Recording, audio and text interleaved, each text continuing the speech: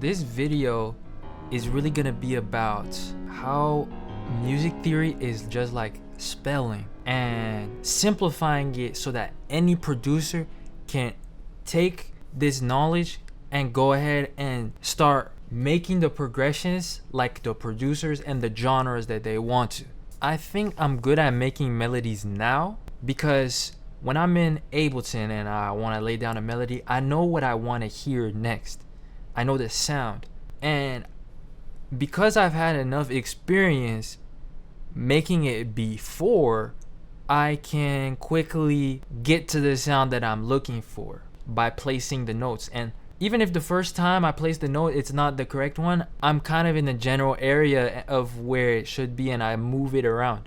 So let me tell you guys a story and relate it to how it has to do with learning music theory. This is Preston. Preston, along with many other people from previous centuries, couldn't read and they couldn't write. And to Preston, reading is something foreign that only a select few intelligent people or important enough people know how to do. Here's the point. I feel like a lot of beat makers today perceive music theory in the same way that Preston perceives reading. And me and you today could just tell Preston that it comes down to learning something called the alphabet, and the alphabet lets you break down the words into sounds. That's how me and you read today. And it's a similar way with chords and progressions, man. Let me show you guys how and why. 3 chords: G sharp major, G minor, and C minor. Now let's go ahead and build them. So the first thing you want to do is you want to learn scales. If you know nothing else, you want to learn at least one scale, which is a set of notes that you can make melodies in and they won't sound bad together.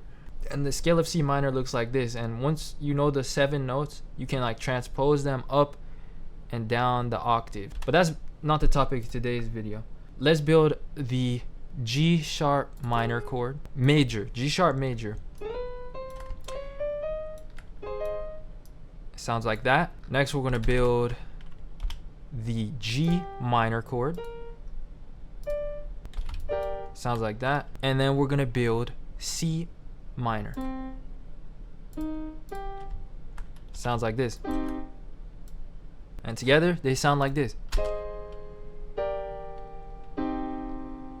Now if we go ahead and spice this up by adding some more color with a 7th note on the G sharp major, a 7th on the G minor.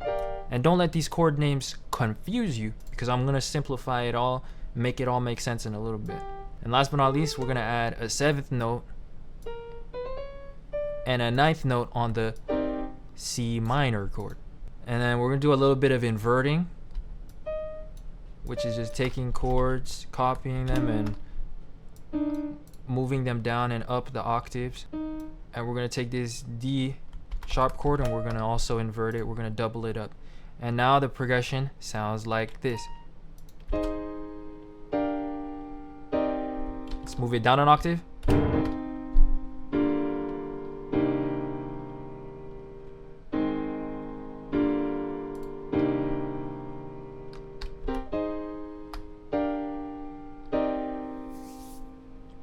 Typical R&B chord progression. And shout out to this channel for coming up with this progression. I really liked it, so I thought I would share it with you guys as the example. Now here's the thing. Another way to call this chord progression, or to break it down, is 6-5-1. Okay, so let's go ahead and get these chords out the way and let's write that down. So we were in the scale of C minor, right? So we want to go to the 6th note in the scale. Then we want to go to the 5th note. Okay, so 1, 2, 3, 4, 5. And then we want to go to the 1st note, which is C. All right, and to build our triads, is just about adding a one note gap and adding a note. We add a one note gap again and we place a note. Same with this right here, this chord. We're gonna add a one note gap and place the next note. And I just need to clarify something. One note gap in the scale. So if you look, it's a note in the scale that we're skipping each time. That's how you build triads. So with the C, we're gonna do the same thing. We're just gonna add a one note gap with our notes. And we have the same progression. 6, 5, 1. And the beautiful thing about this, why this system is so great, is that you can simplify any progression into numbers like this. And number two, you can reuse these formulas in any key, and you can reorder the chords because these chords sound good together. You can use this formula in any minor key. So we can go ahead and transpose this down, and it's still gonna work. With that being said, adding the seventh is just about adding one more one note gap. These are what are called seventh chords. And ninth chord is about adding another one note gap. A ninth chord is just a 5-note chord, right? And then you can take any of these notes and double them up just for color, or to fill in certain like bass a little bit more if you feel like it's lacking. Okay, so here's the point. Learning to make melodies is like learning to spell. And learning to make melodies for the first time is like learning to spell in the first grade. It's difficult, but me and you now do it very easily. Music theory is really just another language. And the way you learn spelling is by simply spelling things right. So once you know the formulas to make the styles that you want, just like I showed you guys an R&B formula, once you make that a few times in different keys, that's how you're able to internalize how to spell things. Except in music, instead of letters that we're using for spelling, it's the intervals between the notes. Here's how to spell a major chord. If we're starting on the first note, which would be 0, it's 0, 4, so 1, 2, 3, 4, 7, 5, 6, 7. So how to spell a minor chord? It's 0, 1, 2, 3, 7. And the beautiful thing about these spellings, once you know them, you can use them in any in any key.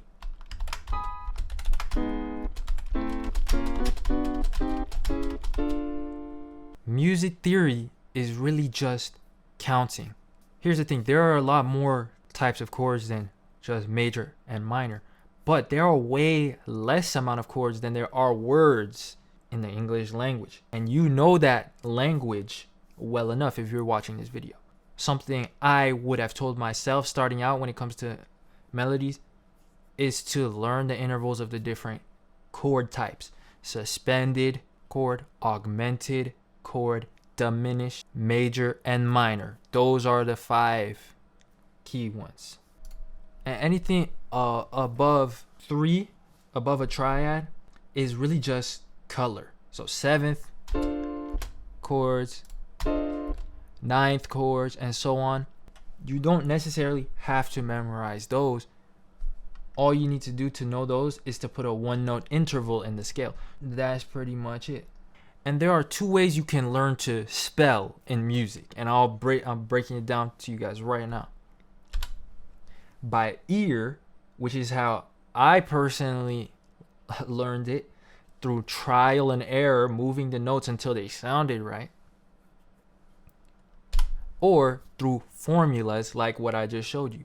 So you really got to know yourself and whether you think that you have a good enough ear to recreate things, or if you're going to go right to answers by using formulas, which automatically will make your chord progression sound good.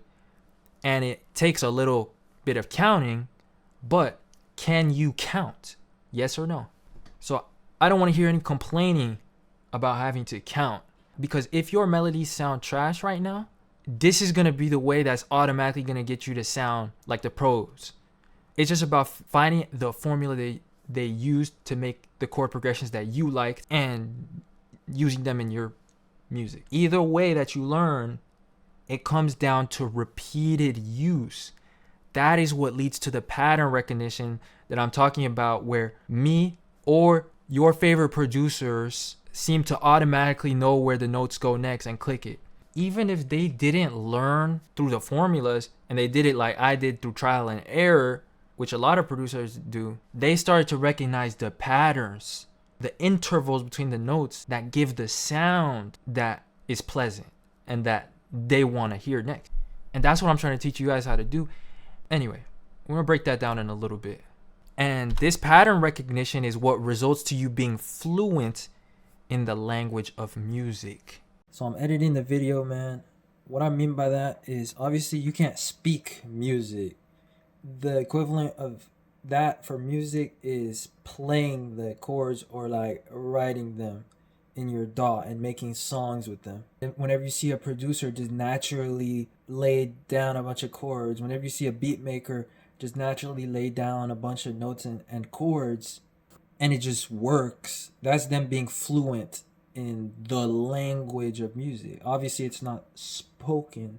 Britannica Online Encyclopedia defines language as a system of symbols by means of which human beings express themselves. So music is a language, guys. And just like any language, it takes repetition and time for you to become fluent in it.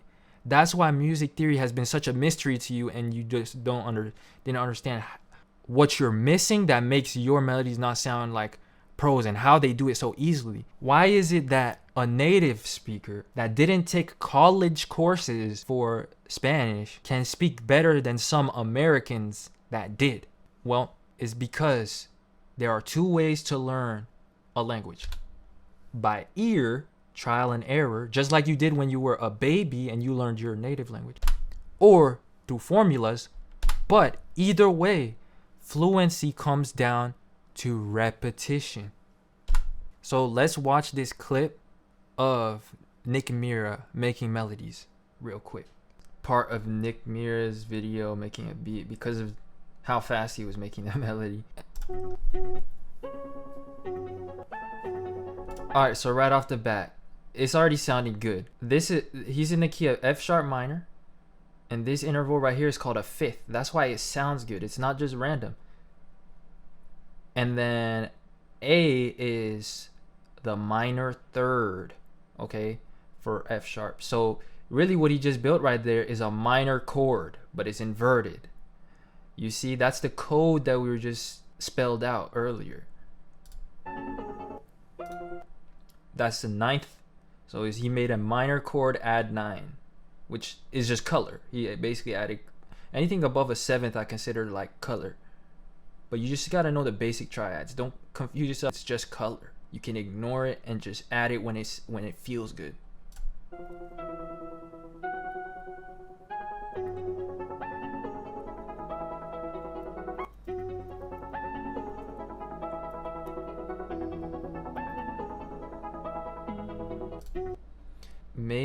E major add 9 and omitting the fifth. Anyway, these intervals sound good together because they're all in the key of F sharp. So that's the number one place I would begin if you are trying to learn melodies for the first time, is learn a key and stick to the key at first, and you're already halfway through the battle of not sounding terrible. But this is a major chord that he just built with some color. Again, he likes adding color to his notes because these are ninth intervals.